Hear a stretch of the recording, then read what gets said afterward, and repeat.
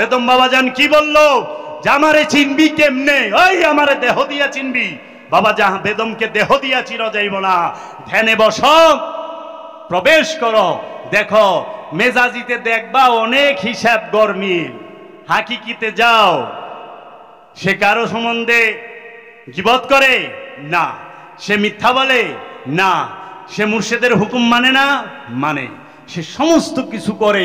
সমস্ত নূরের সমষ্টি পাইবা কার কাছে? ওলি আল্লাহর কাছে, বেদম ওয়ারসির কাছে, আমার বাবার নূরের আওলাদের কাছে। তো সেইখানে যায় দেখো ওহনে গরমিল। আরে মিয়া, অনেকে কয় সিগারেট খায় জীবনটা নষ্ট করছো। সিগারেট খেলে জীবন নষ্ট হয় না, লাঞ্চ নষ্ট হয়ে যায়।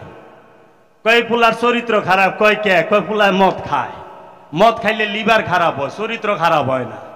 কিন্তু তাই বলে আবার আমি মদ খাইবার কই না, কইলে বাবারা খবরদার, ভুলও মদ খাওয়া হারাম, মদ খাওয়াই না।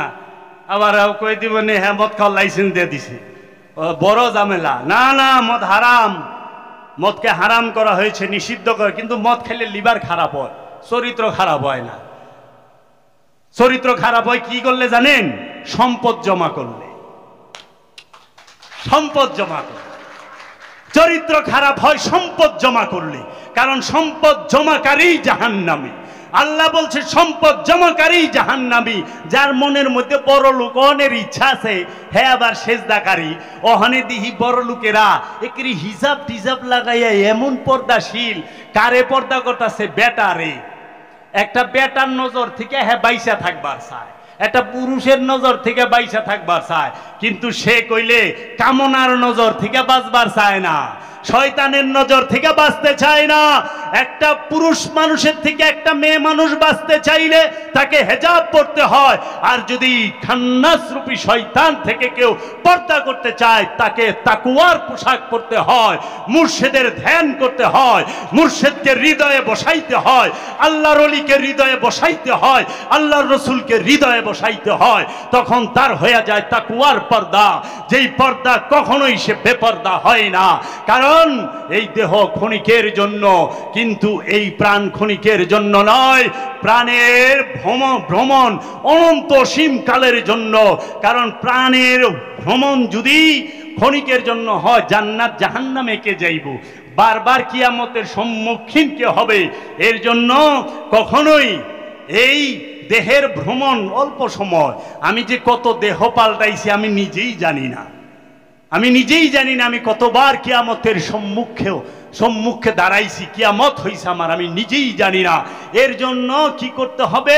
এই কিয়ামত থেকে বাঁচতে চাইলে এই নফসের জন্য কুরআন দেখেন বিজ্ঞানময়। কুল্লু নাফসুন যায়িকাতুল মাউত, কুল্লু নাফসুন যায়িকাতুল মাউত, কুল্লু নাফসুন যায়িকাতুল মাউত, কালাম রব্বুল আলামিন। কুল্লু প্রত্যেক নাফসুন প্রাণ, নফস যায়িকাতুল মাউত, যায়িক মানে স্বাদ গ্রহণ করবে, মাউত মৃত্যুর স্বাদকে গ্রহণ করবে প্রাণে, নফসে, দেহে না। দেহ মৃত্যুতে ধ্বংস হবে। দেহ এর জন্য, দেহের জন্য মৃত্যুটা হলো তাবাকাত মানে ধ্বংস হয়ে যায়।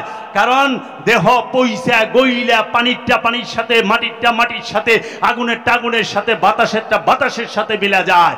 কিন্তু নফস কইলে তা না। এর জন্য বলছেন নফস মৃত্যুর স্বাদ গ্রহণ করবে, আর মৃত্যুতে দেহ ধ্বংস হবে। নফস কখনো ধ্বংস হয় না। নফস ধ্বংস হইলে হাসরে কে উঠবে?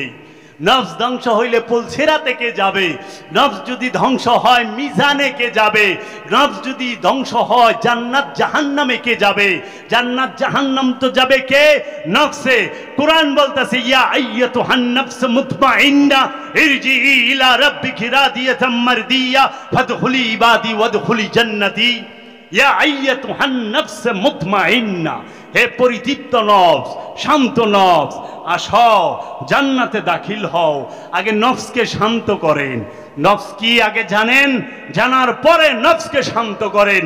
আর এই নফসকে শান্ত করতে হইলে অবশ্যই অবশ্যই ওলিয়ে কামেলের ধ্যান লাগবে। ওলিয়ে কামেলের ধ্যান ছাড়া কখনোই নফস পরিশুদ্ধ হয় না, শান্ত হয় না। মুরাকাবা মুশাহেদা ছাড়া নফস পবিত্র হয় না। আপনি কিতাব পড়বেন, আলেম হবেন, আপনি বই পড়বেন আলেম হবেন, আমি বলি নাই, বাবা জাহাঙ্গীর বলছে। অনেকগুলো কিতাব বই পড়লেন, আপনি একজন বিজ্ঞ আলেম, কিন্তু ওলি হবেন না। ওলি হওয়ার সুযোগ নাই। কিতাব কোরআন হাদিস এই যে ফতোয়ার বই তো এইগুলা সব পইরা, কিন্তু ওলি হইতে পারবেন তখন যখন আপনি ধ্যান করবেন। এর জন্য সেজদাকারী হন, অভিনেতা হইেন না। সুদখুরে ওখানে সেজদা করে, সুদখুরে 5 ওয়াক্ত নামাজ পড়ে, সুদখুরে 30টা রোজা করে, সুদখুর টিন টিন টিন টিন কইরা একবারে বিমানে ওইটা হজে যায়। আহনের পরে সুদখুরে নাম লেখায় আল হাজ কলিমুদ্দিন, কিন্তু সে যখন সুদ খায় তখন লাগায় না সুদখুর কলিমুদ্দিন। হজটা কইরা আইছে, নামটা লাগায় আল হাজ কলিমুদ্দিন, কিন্তু উনি যে সুদ খায়, সুদখুরে কয় না যে সুদখুর কলিমুদ্দিন। উনি যে ঘুষ খায়, ঘুষখুর রহিমউদ্দিন, এটা বলে না। উনি যে অন্যের সম্পদ মাইরা খায়। জনাব মোহাম্মদ কি যে এলাকার গণ্যমান্য বিশিষ্ট জঘন্য লোক, কি বিশিষ্ট সমাজ সেবক, মানুষের সম্পদ মাইরা খাওয়াই না লোক, জনাব মোহাম্মদ কিতাব আলী নামও রাখছে, বাবার কিতাব আলী। হ্যাঁ, মানুষের সম্পদ মাইরা খায়, কিন্তু নামের আগে লাগায় না গলে এতিমের হক আত্মসাৎকারী, রিলিফের মাল আত্মসাৎকারী, অন্যের জায়গা দখলকারী জনাব মোহাম্মদ কিতাব আলী, এটা কিন্তু কয় না। নামটা লাগায় কি হাজি কিতাব আলী। তো একজনে আমার কইতেছে যে আমি জিজ্ঞাসি, এয়ারপোর্টে গেছি, আরবে যাইতেছি, আপনার নাম? আমার নাম হাজি আব্দুর রহিম। তাকে আপনার নাম? আমি আমার নাম নামাজি আব্দুল জাবের। এটা আবার কি নাম? আপনি যদি হজ করে হাজি লাগাই পারেন, আমি 5 ওয়াক্ত নামাজ পড়ি মিয়া, তা আমি নামাজি লাগাই পারি না? আপনারা বড় বড় কুরবানি দেন, লিখবেন কুরবানিওয়ালা আব্দুল করিম আব্দুল রহিম। এই ধান্দাবাজি ছাড়েন। হজ চুরেও করে, হজ বাটপারেও করে, হজ চরিত্রের সার্টিফিকেট নয়। সেই হজ চরিত্রের সার্টিফিকেট যেটা রবের দরবারে কবুল হয়েছে, আপনার ইচ্ছা মতো লাগায়েন না। তো কাজেই নামের পিছে আল, সৈয়দ, কালান্দার, সিসান্দার এগুলা একটু সাবধানে লাগায়েন, নিজে লাগাইবার যায়েন না, পরে গেলে হিতে বিপরীত হয়ে যাবো গা। তো বলার অনেক কিছু থাকে। ওলি আল্লাহদেরকে যন্ত্রণা দেয় এই ওহাবি উমাইয়া আব্বাসিয়ারা, কিভাবে সেটার পোল খুইলা দিলে এই ওহাবিরের চেহারাটা উন্মোচন হয়ে যাবে। তা আমি আর সামনে বাড়বো না, বলার অনেক কিছু ছিল। দয়ালে যেন দয়া করে, দয়ালের কাছে দয়া ভিক্ষা চায়, কাউকে কষ্ট দেবার জন্য না। কারণ বাবা জাহাঙ্গীর বলছে ফকির কেউ কষ্ট দেয় না, আর যে ফকিরই অনুসরণ করে সেও কষ্ট দিতে পারে না। আমি বাবা জাহাঙ্গীরে অনুসরণ করি, অনুকরণ করি না। বাবা জাহাঙ্গীর উঁচা টুপি পিনছে, উঁচা টুপি। বাবা জাহাঙ্গীর যেই ডিজাইনের আসন বানাইছে ওই ডিজাইনের আসন। বাবা জাহাঙ্গীর যেমনে বইছে অমনি। বাবা জাহাঙ্গীর যেমনে তসপিটাকে ওই কালারের তসপি, ওই রকম তসপি, ওই রকম দানা টানতে টান। বাবা যেরকম ফতুয়া পড়ছে ওই রকম ফতুয়া, বাবা যেরকম লুঙ্গি পিনছে ওই রকম লুঙ্গি। আরে অনুষ্ঠানটা তো সব হুবহু করা পারছেন বাবা জাহাঙ্গীরের মতো আদর্শের দিকে, হুবহু সব করা পারছেন। আরে বাবা জাহাঙ্গীর 82 বছর বয়সে নাকের মধ্যে অক্সিজেন লাগায়া 81 বছর বয়সে তার মুর্শিদের দরবারে গেছে। আর আপনারা তো বাবা জাহাঙ্গীরের রূফাতের পরে বাবা জাহাঙ্গীরের দরবারে আয় পারেন না, তাও সুস্থ তন্দ্রুস্ত, মুরিদ করালে ব্যস্ত, খাবো কির দল। আপনাদেরকে কষ্ট দেওয়ার জন্য আপনাদের কাছে ক্ষমা চাই। আমি বাবা জাহাঙ্গীরের সমস্ত আওলাদের কাছে তাদের দয়া ভিক্ষা চাই।